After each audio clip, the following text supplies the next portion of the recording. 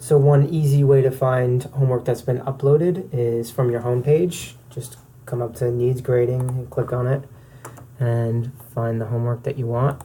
Click on it. Okay. And add your comment and put in your grade, submit it, and there we go. But once you do that, it disappears from the Needs Grading list. You can't find it again.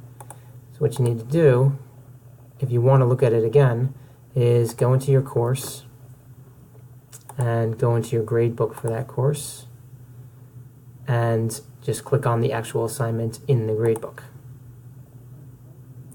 Now let's say the student submitted the homework upside down, which happens quite often.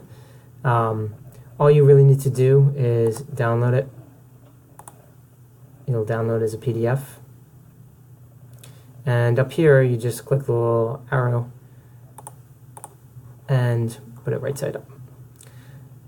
Also, you need to just remind the student to try to put it in the right way the next time.